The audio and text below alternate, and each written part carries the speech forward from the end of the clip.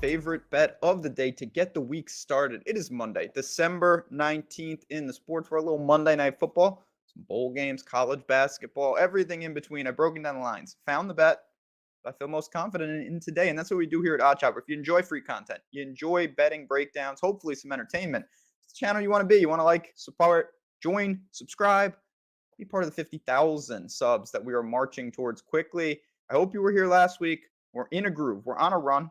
Knock on wood, we're going to keep it going. 4 straight winners on this video after a slump. Now we're on a hot streak. Ebbs and flows. That's how it goes. In addition, talk about it every time, the deals around the industry. BetMGM is offering, I guess for the holidays, they've got a little special going. Link in the description of this video. As much as this picture disgraces me, I'm going to put this on the screen so you can see it and I can talk about it. Don't mind me. Here's what you got to do. Deposit $10 or more. You're going to get that risk-free bet of up to $1,000. And in addition, the risk-free bet is great. Obviously, you throw in your money, you get a bet that matches that.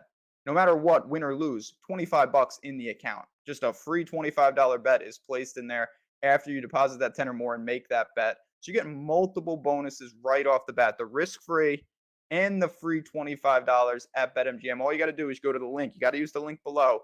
You sign up, you put in your info, you make that bet, and boom, you are in business. Now, where are we going? What are we doing? Let's get to it. Here we go. Monday Night Football. We've got, on paper, fantastic matchup. We got the Rams. We got the Packers. This could be a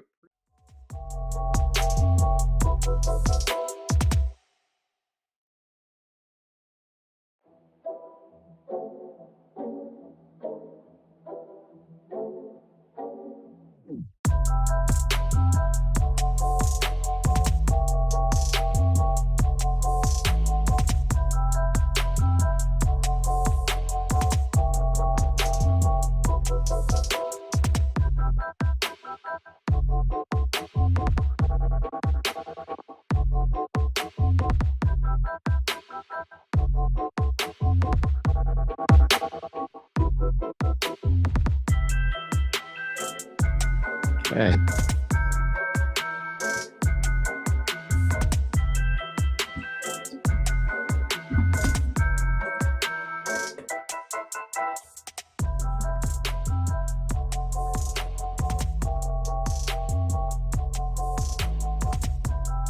All right. It is a Monday, which means it's the start of the work week for you out there. Unless, of course, you're geared up, ready to go for a big NHA contest for Monday Night Football. Now it's the end of your work week, and we're going to end it on a positive note. Geoff's in the house. I'm Eytan. Mike's producing. The three of us are here. No House Advantage sponsoring everything. So we'll tell you all about how you can make some money, remind you about our deposit match up to $50. Just use Stokastic. That's fine. And look, in return, we're going to ask you to hit the thumbs up button and subscribe here and to all the other channels under this mothership. All right, brother. How you feeling? How you doing? How was the weekend and heading into tonight? Oh, not too bad, man. I mean, had a pretty good, fantasy week in terms of, just where my best ball teams are at and stuff like that. Had some Jerick McKinnon, some Zay Jones, carrying my teams on their backs. Yeah. So just as I planned it. Yep. But no, yeah, it was a fun week, man. I mean, watching those guys go off. And I don't know. This one will be interesting. Freezing cold temps, Baker Mayfield back at it. I don't know. So Packers, for some reason, just keep getting it feels like the Packers are 7-point favorites every week and they never cover. Yeah. So I mean, it really opened know how up. this game's going to go any different, but You're right. You're right. And it moved as such. December 12th. So what is that? A week ago. I got in on the Rams at +8 and I missed it by a half a point. So this thing opened up technically, they always tell you like it opens up at 8.5. I think that's for like 6 people. It opened up at 8.5 and everybody else got it at 8. Right. But you're right. I mean, it's been bet down. It went through for the Packers. It went through 7 on like 2 books in the middle of the week, but I think it's consistent at 7. And yeah, I mean, I know this isn't a betting show per se, Geoff, but I think that's the perfect way to kind of encapsulate how I feel. And I think you and others feel, which is it's not like I want to smash the Rams at 7. It's just, it doesn't make sense that this Packers team, it's almost like, all right, that's a Perkins line. It may not be a Mayfield line at 7. Yeah. Yeah. I mean, I don't know what the Packers have done to deserve the respect. And then you got the Rams playing scrappy. Yeah. With McVay every week. I mean, they're a well-coached team, right? I mean, Baker Mayfield, week under his belt, still some decent receivers out there. Defense has been holding up okay, even with the injuries. I mean, I think the Packers probably win, but again, I mean, it's freezing cold out there. It's going to be a close game. Like, are we really going to see a ton of points? I don't know, man. Doesn't feel like it. All right. So if that's the case, right, you forget the side here for just a second and looking at a total that I believe is what, high 30s, something like that, maybe low 40, if that. 39, I think. 39.5. Right. So that makes sense. And that's going to factor. Now, again, we've seen this many a times in the NFL, Geoff, where a guy could throw for, 350, 1 touchdown or so, right? And the game still comfortably goes over. So yardage doesn't necessarily correlate to scoring unless you're playing a scoring prop. But we have a couple, and Aaron Rodgers, Baker Mayfield, probably the easiest place to start with the quarterbacks. But one smash spot that we seem to like is Aaron Rodgers under his passing yardage and Baker Mayfield under 1.5 passing touchdowns. Both, by the way, would correlate with what you said about being the under. By the way, I'm just getting ready for Green Bay. That's why it's like this here. It's not just Philly weather. I'm getting my mind psyched up for it. I mean, it's cold where I live right now. It's colder than it is in Green Bay by actually like a decent amount too. So it's always cold where you live. I know. I'm used to it by now. But yeah, look, Baker Mayfield under 1.5 passing touchdowns. I'm not sure how you can't love this. I mean, look, even if Baker, like you said, even if Baker's serviceable out there, even if he gets some of these receivers going and gets some yards, like he hasn't operated with this offense in the red zone at all, man. I mean, like it is a big ask down there. You got to think McVay also we'll try to just be jamming in his running backs. They brought Malcolm Brown back, kind of for this reason. Cam Akers still involved. So it's a pretty big ask. We have this projected as, if not the strongest prop on the slate, it's one of the strongest. I talked about it this morning. Baker Mayfield under 1.5 passing touchdowns. Love it. And then I think you can flow off that as well and start looking at maybe an under or 2 from the other passing games. Now, some of these guys have like really low props, and some of them I like better than others. But the one that really stuck out to me was Tyler Higbee, 29.5 receiving yards. I like that for an under quite a bit. We've got, when you think about the Rams number too. What's that? That's a low number. It is, but like think about the Rams receiving core right now. Like they're mixing in Tutu Atwell, Ben Skoronek's back healthy, Van Jefferson's back healthy. That's 3 guys right there. What we've seen from Higbee since about week 7 is like he's fluxed out of the passing game. His passing routes are down, his targets are down. He doesn't run downfield. Like when he does get targeted, it's like 6-yard outs. So he's really in line as a blocker. Like they've changed to that formation where it's like I can't even remember. Like it's back to 12 formation, I think, where they're basically just keeping Higbee in the block. And I don't see that changing in a game where it's freezing and they're going to be wanting to run the ball anyways. So we have Higbee projected as a 29.5 as a strong under.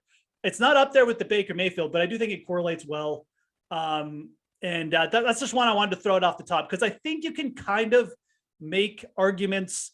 Like he's got a 2.5 reception prop, which I think is way more dangerous to go under on. Yep. And we actually have it projected as an over, which is really interesting. We have his yardage projected as under, his receptions projected as an over. So it's kind of an interesting way to go about it. But I want to bring out the yards because I just don't see. He just doesn't do much after the catch anyways. And then you got a cold weather game where he's going to be in line blocking. I think those yards are going to be really hard to get to for Higbee. So I like it, though. I think that is, again, looking at that number, I think people are either going to pass or they're going to think, oh, this is a slam for the over. Now that you've got quarterback play, you've got a consistent arm, what have you. You know what I mean? Like, I can see it being the road less. We use that a lot here, right? Because we're trying to counter not only the field, if you will, but also where just an easy, maybe a novice person who doesn't know much is going to slam away. So I think that's going to be a great play overall, Geoff, but also to your point, counter to a lot of the field there. So definitely with Higbee, because I think the general consensus is going to be, he's going to slam. But you're right. Like I even said that initially, wow, it's a low number. But after hearing you talk through it, it makes a lot of sense to put this up as a 7 or 6 point play. And if you want to really here's something you can do with Higbee too. I think a lot of people will take the over on the 2.5 receptions. I don't think you necessarily have to fade it either. I think you could just leave that out. Just go under on the yards.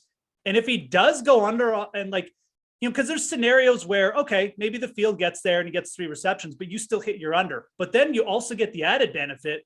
If he does go under the receptions, you've got the under on the yards as well. So you're getting double over the field by not eating that shock and then getting the contrarian move with the under yards as well. All right, brother. So I love that, man. Great place to start here. And it does correlate what we said there with Mayfield. So Higbee, also, by the way, 2.5 receptions, we have over.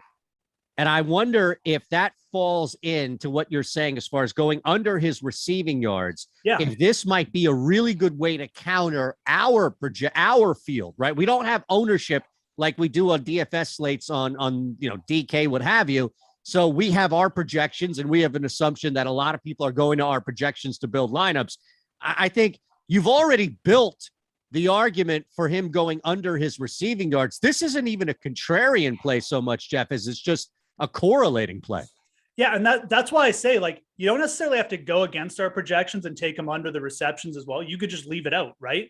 Yep. And that way, you're letting the field go on it. And if it hits, that's fine. You're still live to hit your under on the receiving yards. But if he goes under on the yards and the receptions, man, then you're really in a good spot. So I think that's just an interesting way to look about it. And I think people will take that over on the receptions. There's a lot of receivers to choose from, though.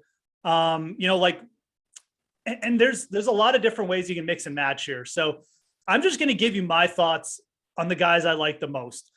I like Skowronek and I like Van Jefferson. Of the two guys that I'd be most bullish on, it's those two. I know we have Ben Skowronek under for the receptions. I'm not sure if he's got a yardage prop or not, but it doesn't matter. I think that legitimately that's fine to go over on it. I think that Ben Skowronek is out there. Him and Van Jefferson basically playing every snap. Ben Skowronek is not Cooper Kupp, but he is out there. He's going to be doing some of the same things. He's going to be involved on some of those plays, those short little slot plays where they get Cooper Kupp in motion and they just get him open. Sean McVay is still the same coach that is getting Cooper Kupp open all the time. It's just he doesn't have Cooper Kupp. He's got a less good version of him and Skowronek. Yep. But things like that are still going to happen. And again, I'm going against the projections here, but I'm just telling you what I like. And I like Ben Skowronek in this game. I really think they're going to scheme him open a couple times. You saw Baker Mayfield and him connect on 7-8 passes. I don't really see why that would go away. And you got a guy in Van Jefferson. I think that's a thinner play. I think that I'd rather go over on Skowronek than Jefferson, but Jefferson's a really good downfield option. We saw him in the game catch the touchdown. He averaged 16 yards per catch last year. I think 35.5. It's a pretty low total, man. That's a really low total for a guy who's basically going to be on the field for every snap. So I think both those dudes, if you want to get contrarian, mixing in one or both overs is completely fine. And I don't even really think that affects your Baker Mayfield touchdown prop at all. Like we already talked about. So you're right. It's a good way to correlate that too. I don't think it gets in the way, right? It's probably a good way to put it there. Yeah. Of that Mayfield prop. I'm surprised. I mean, look, we're fine picking off value here left and right. What about Rodgers and the trickle down there? We love that going under 233. You've got Lazard, I mean, you've got some guys here that you can start to target and almost understack, if you will, right? Or Yeah, stack for a couple sure. of unders, I meant.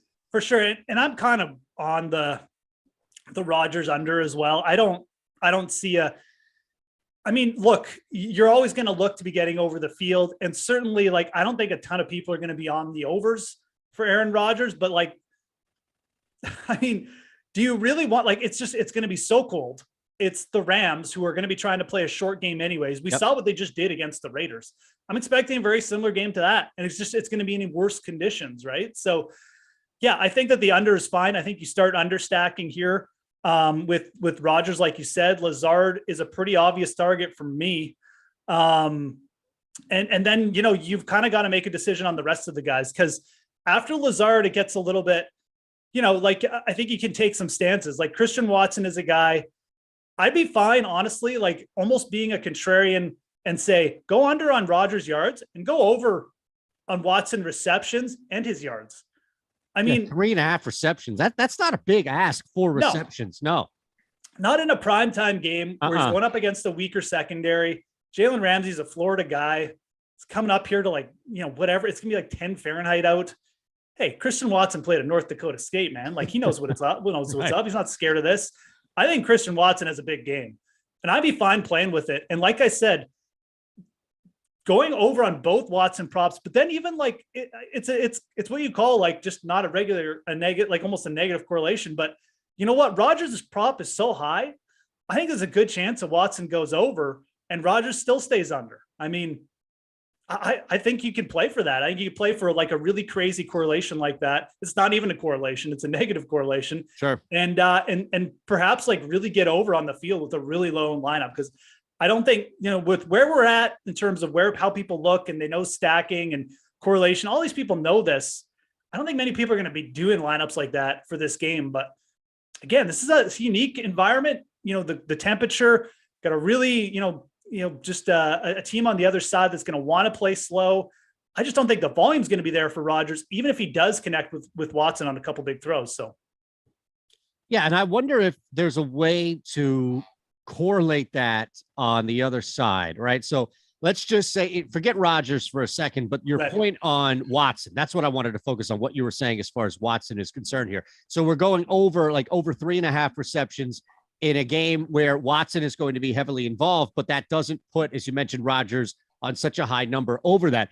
On the flip side, again, without really impacting Baker Mayfield's yardage, Van Jefferson is at 2.5 receptions. And I'm thinking, just for how little they want to run, how fast they want to get the ball out, to have a guy like Van Jefferson now who's healthy that you can use and they should be using in spacing, not just sending down the field deep.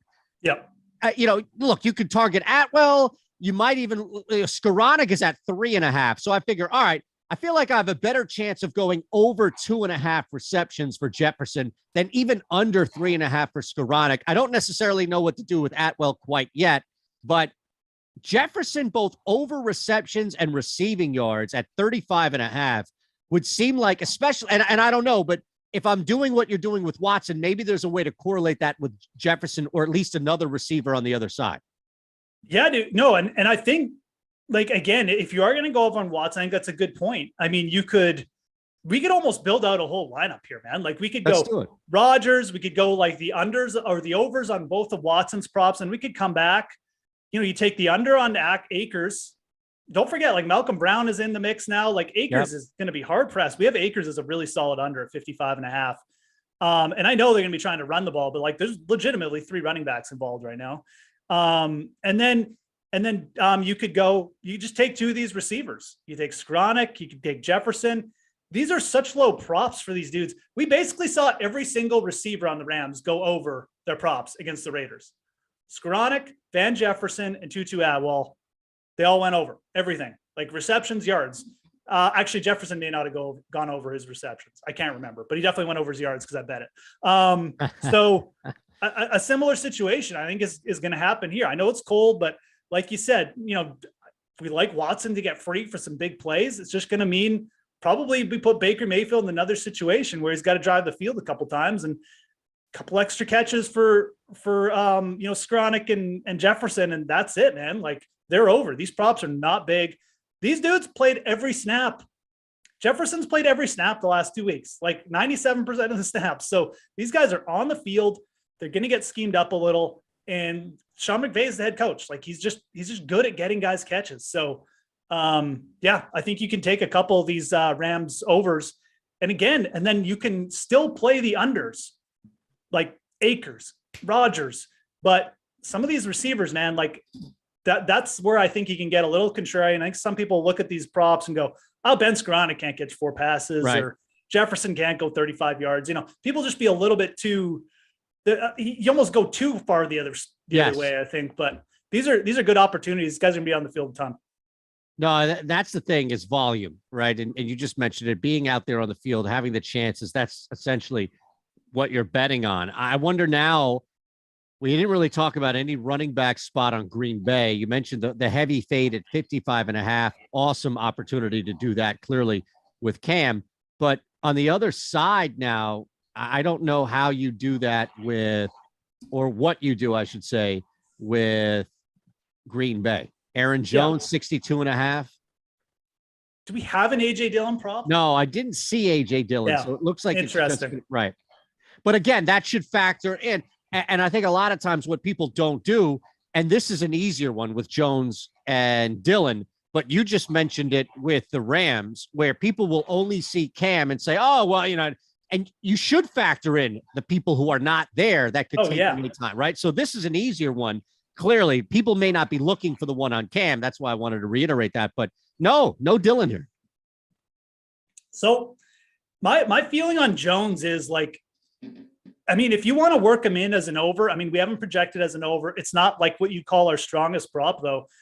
I'm almost be okay leaving him out. I mean, I think that the field will be more over on Jones than under.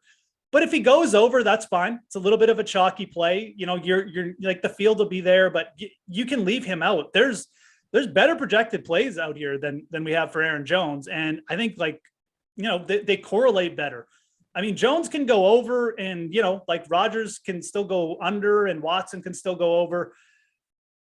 I mean, I guess if you're going to take the Aaron Jones play, it would maybe kill the Watson over on the yards a little bit, or the receptions. So you might want to think about those two. Like, don't play both to the over, but it could also get both going off. I mean, those are going to be their main 2 offensive weapons. I'm really okay, like, leaving him out. I think there's better opportunity kind of and taking a stance on some of the other players. I think there's still a lot of, situations where Aaron Jones just goes under, because AJ Dillon takes some reps, and then Aaron Jones ends up with like 5 passes and maybe even finds the end zone as a pass catcher, but it takes like 10 carries or something. I mean, so it's an interesting one. But Aaron Jones is a guy I really don't mind leaving out. I think that's one too where you could, it's almost like I can't even remember the player we're talking about, but the Tyler Higbee play where, it's projected. We have him projected for over 2.5 receptions, but you don't have to play it. I mean, I think, like, leaving it out gives you some leverage as well, because I think a lot of people will play the Higbee over receptions, and they'll play the Jones over on the yards too. So, no, you're right. Just interesting to see the angle on that, and how many people will rush to play a prop where, you're right, it's probably better. And we have this every week, every slate. We have these where it's like, you don't need to bet that, because it's either too sharp, or there's just circumstances that surround it where it's like, well, we don't know yet, depending on what that may be as far as injury and whatnot. I'm looking at some guys, man. I don't know. Did we really get to Atwell, or did we kind of just talk around? Robert Tunyon's another one, 2.5 receptions. Yeah. That's an easier one I think you can get to, where it's unlike Higbee, where at least now, again, let me throw this at you. 2.5 receptions. Okay, I get that, but 22.5 receiving yards. So maybe there's a similar thing here where you could get 3 receptions for 21 yards or something like that for Tunyon. Tunyon is so weird. I mean, every time it looks like he's going to break out and be like a main kind of weapon, he just kind of takes a step back. I think with Watson involved, I mean, I don't know. We do have this projected as an over, and then the under on the yards. It's another player where, like, I'd probably be more prone to go under on, but Yeah. Also we have him projecting as a low point play. So it's obviously you're gonna have to mix some of these guys in. So you mentioned Tutu Atwell. I think that, it's really interesting. I think a lot of people are big on Tutu Atwell right now. McVay's talked him up before last week. He got a lot of targets. I don't think this is a good game environment for a guy who's my size. He's not big. I mean, this is not like a cold weather game. Tutu Atwell, he's gonna get bumped over the middle. It's gonna be cold. That's why I kind of like those other receivers. They're more possession guys. I don't know, man. Atwell is really interesting because it's interesting that we actually haven't projected as an under too. Yep. I think that going over Tonyan receptions is fine. It's not a super strong play, but that's where I would go. You mentioned the yards as well. You could look to split it like Higbee. I don't like this one as much as Higbee. I think Tonyan has a little bit more potential to go for a longer catch, but he really hasn't had a big average depth of target or anything like that. And this could be a game where Rodgers just, with the cold weather, maybe takes his time and starts to pick them apart and maybe ends up 4 catches and 25 yards. So Tunyan's more of, I'd be okay mixing in the reception, probably just not going heavy on him. But Atwell's really interesting. Those two guys, and we didn't talk about too much. And it's interesting from the perspective we do have them projected not for a big day at all. And I kind of am in line with that thinking as well. So yeah, I think the big day projection is always interesting here with a guy like that, where I don't know how many people are going to be rushing for him initially. Is there anybody else that we didn't talk about? I think we hit everything. I mean, the Baker yardage prop is interesting again. Where do we even have that? Do we even have it at 200 and 0.5. So basically 200. So he's got to go 201 to go over. I'd probably lean towards the over, to be honest. I think that there's going to be some scenarios late in the game where, again, I'm not expecting Green Bay to be, I think this game's going to be a lot like the Raiders. I think that Green Bay will get up.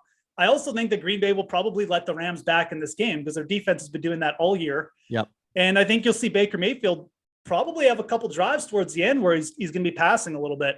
I think the yardage probably gets there. Look, it's cold, but there's no wind.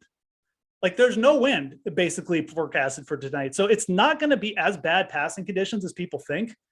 You don't have to take it either, but it's an interesting play. I think just taking the under on the passing touchdowns with Baker is fine. It's one of those ones where you don't have to play. We actually have a lot of props that I think make a lot of sense. We went over the Jefferson Skronik. I think Skronik's a great contrarian play to go over on the receptions. Higbee fading on the yards. Van Jefferson, we both like. And then, but if you want to get a little bit contrarian, you can mix in a lineup with Baker under passing touchdowns over yards. I think that's fine. I wouldn't go too crazy with it, but awesome, brother. I was just looking up here to see if we had anything. No, I mean, even the Van Jefferson, the Higbee, Lazard. All right, we're good. There's nothing that anybody can say that they're not fully prepared, right? We're going to match. We went over every random receiver that the Rams are throwing out there today. Every guy. I mean, did you really think that you'd be talking about Van Jefferson, Tutu Atwell, Ben Skowronek in week 16 or week 15 here, man? I mean, gee, this is the Rams. We should be talking about Stafford and Kupp. Absolutely. Right. And all those guys with the ball being thrown from Baker Mayfield. Yeah, right. Yeah, Baker Mayfield. Right. I thought we'd see whatever the hell that guy is, Hauser or Watford, right? Wolford. Or Horford. Wolford? I don't know. Wolford. Kendrick Perkins. What are these guys? I don't know who the hell's out there anymore, man. No, it's insane. Insane. All right. Well, we appreciate you rolling with us big time here. We'll be back. The NHA NFL show Monday, Thursday, Friday. Pete's back with Geoff on Thursday. I'll be back with Geoff on Friday. You've the NBA show right now, so don't go anywhere. Again, thumbs up, subscribe if you haven't. Mike's not going anywhere. Geoff and I are out, and the guy's going to remind you coming up the same thing I am. We'll match your first deposit up to $50. Just use our promo code Stokastic. You're fully set for Monday Night Football. All right, brother. I'll talk to you soon. See you guys.